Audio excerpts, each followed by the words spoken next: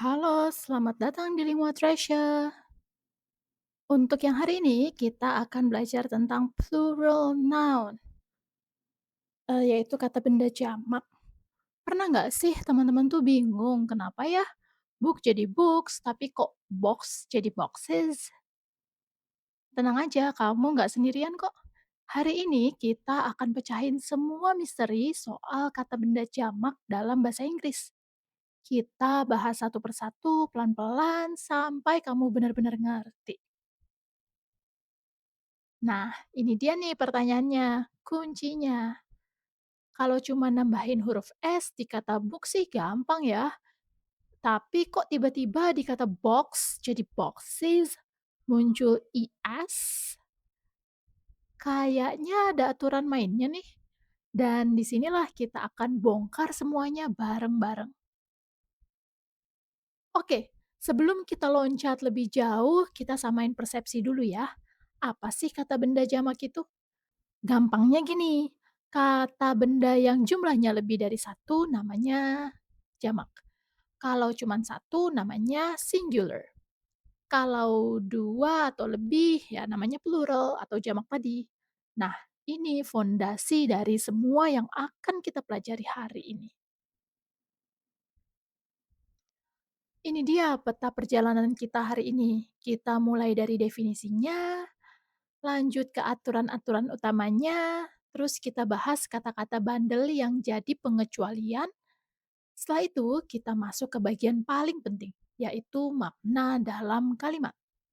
Dan yang terakhir, ditutup dengan tips jitu biar kamu nggak salah lagi. Oke, siap? Yuk, kita langsung masuk ke aturan-aturan utamanya. Anggap aja ini kayak kita lagi nemuin pola dalam sebuah permainan. Begitu kamu tahu polanya, semuanya bakal jadi jauh lebih gampang. Kita mulai dari pola yang paling umum dulu ya. Aturan nomor satu ini yang paling gampang dan paling sering kita temui. Untuk sebagian besar kata benda, kamu cukup tambahin huruf S aja di belakangnya. Sesimpel itu, coba lihat deh contohnya. Book jadi books, car jadi cars, dan chair jadi chairs. Ini pola paling dasar. Tinggal tempel huruf S beres. Mayoritas kata benda pakai aturan ini kok. Ini artinya jamak ya. Nah, ini dia contohnya. Kalau di dalam kalimat, she has two cars. Artinya dia punya dua mobil. Karena mobilnya ada dua lebih dari satu, kita pakainya cars. Pakai S. Jelas kan? Oke, kita lanjut ke pola berikutnya. Sekarang coba deh perhatiin akhir katanya. Kalau sebuah kata benda itu berakhiran dengan bunyi desis kayak sh, sh, s, x, atau z, z, kita perlu nambahin is. Bukan cuman s, tapi is. Kenapa? Biar gampang aja ngucapinnya. Contohnya kayak gini nih. Bus jadi buses. Coba deh bayangin box tanpa e. Box. Aneh kan? Susah kan? Jadi harus tambahin is nih jadi boxes daripada box. Ini kan boxes. Watch jadi watches. Nah, tambahin is ini biar pengucapannya jadi lebih mulus dan kedengeran alami. Aturan ketiga ini sedikit lebih spesifik. Sekarang kita fokus ke kata-kata yang akhirannya huruf Y. Kalau huruf sebelum Y itu konsonan kayak B, T, R, dan lainnya, maka huruf Y-nya kita buang, terus kita ganti sama IES atau IES. Ini khusus yang di belakang huruf Y, itu konsonan ya. Lihat nih, baby jadi babies. Ya kan, ini di belakang huruf Y-nya itu kata huruf B. Jadi konsonan di belakang huruf B. Di belakang huruf Y itu konsonan, yaitu B. Jadi kita tambahinnya IES, Y-nya dihapus, IES. Baby jadi babies, city jadi cities, story jadi stories. Gampang kan? Kalau sebelum Y itu huruf vokal A, I, U, E, O, kayak di kata boy, kita cukup tambahin S aja jadi boys, gitu. Jadi kalau konsonan IES, kalau belakang huruf Y-nya itu huruf vokal, jadi tambahin S aja, nggak usah IES, seperti aturan pertama tadi. Oke, pola selanjutnya yang juga sering banget muncul untuk kata-kata yang berakhiran F atau FE. Seringkali kita ubah akhirannya jadi VES. Ini untuk mempermudah cara pengucapan juga. Dan ini contohnya klasik banget. Knife jadi knives, dengerin deh perubahannya. Dari suara yang tajam, knife, jadi V yang lebih mulus, jadi knives. Leaf jadi leaves, lebih mulus kan? Wife jadi wives. Jadi perubahannya itu bukan cuman di tulisan, tapi di cara pengucapannya juga. Oke, aturan-aturan utamanya udah kita pegang. Sekarang waktunya kenalan sama para pemberontak. Kata-kata yang enggak mau ikut aturan sama sekali dan punya aturan sendiri. Nah, untuk kelompok kata ini, jujur aja, nggak ada rumusnya, nggak ada polanya. Cara terbaik buat menguasainya ya cuma satu, dihafal. Anggap aja ini nambah kosakata baru yang unik. Ini dia nih daftar wajib hafalnya. Contohnya, child bukan jadi child atau childs atau childish, tidak, tapi jadi children. Bacanya juga jadi children, bukan children, tapi children. Man jadi man, bacanya sama sih man dan man, beda penulisan aja. A jadi E,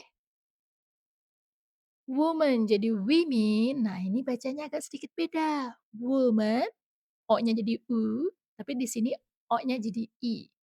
Woman jadi women. Ini again, ini untuk mempermudah cara pengucapannya, bukan jadi women, agak sulit diucapkan jadi diganti women, biar beritme. Mouse jadi mice, lalu person jadi people. Kata-kata ini sering banget dipakai, jadi pastikan kamu ingat ya. Nah, sekarang kita masuk ke bagian yang paling penting. Ini bukan lagi soal hafal bentuk katanya, tapi soal gimana bentuk plural itu bisa mengubah seluruh makna dari sebuah kalimat. Jadi, kamu udah bisa nih ngubah book jadi books. Keren. Tapi apa sih bedanya kalau kita bilang I like books sama I like the books? Nah, ini dia inti dari semuanya. Jadi ini dia perbedaannya. Kalau kamu bilang I like cats tanpa kata the, itu artinya kamu suka kucing secara umum. Semua kucing di seluruh dunia. I like cats. Tapi begitu kamu tambahin kata the, jadi I like the cats in my house, artinya kamu cuman lagi ngomong kucing-kucing tertentu yang ada di rumah kamu. Jadi kata the bikin kata itu menjadi spesifik. Jadi I like cats, kita suka kucing di seluruh dunia, tapi I like the cats in my house, kita cuman suka kucing yang ada di rumahku aja, gitu. Oke, biar makin mantap, kita masuk ke bagian terakhir ya. Tips cerdas dan kesalahan-kesalahan yang sering banget kejadian. Biar kamu nggak kejebak lagi. Ingat-ingat aturan Mas ini. Kalau kata bendanya jamak alias lebih dari satu, jangan pernah pakai e atau en di depannya. Kenapa? Karena dan en itu artinya sebuah atau satu, nggak masuk akal kan, sebuah buku-buku antara sebuah buku atau buku-buku aja. Yuk kita bedah beberapa jebakan umum, jangan bilang "to book", tentu saja harusnya kita bilang "two books", karena dia lebih dari satu, jadi harus pakai S.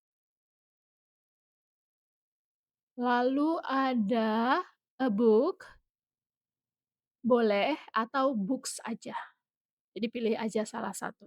Nggak boleh tuh jadi a books. Nah, kalau kamu suka anjing secara umum, semua anjing di dunia cukup bilang I like dogs. Salah banget kalau kita bilang I like the dogs, tapi tidak ada konteksnya. Kecuali kalau kita bilang I like the dogs in my house. Jadi kata the itu harus ada konteksnya karena dia artinya spesifik. Boleh nggak pakai the, berarti artinya umum. Kalau umum harus pakai S ya. Nggak bisa nih I like the dogs, harus jadi I like dogs. Jadi intinya apa? Intinya adalah paham soal plural itu bukan cuman biar grammarnya benar, tapi biar makna yang kamu sampaikan itu pas dan tepat. Kamu lagi ngomongin hal umum atau hal yang spesifik. Nah, disitulah peran penting aturan plural dan penggunaan the. Jadi biar lawan bicara kita nggak salah nangkep. Nah, sebagai penutup, aku punya tantangan nih buat kamu. Mulai sekarang, setiap kali kamu baca atau dengar kalimat bahasa Inggris, coba deh perhatiin kata benda jamaknya. Terus, tanya ke diri sendiri, ini lagi ngomongin hal yang umum atau spesifik ya? Ini cara paling bagus buat melatih pemahaman kamu tentang plural. Selamat mencoba. Thank you so much guys for your attention. Sampai berjumpa di kelas selanjutnya dan have a good day. Bye bye.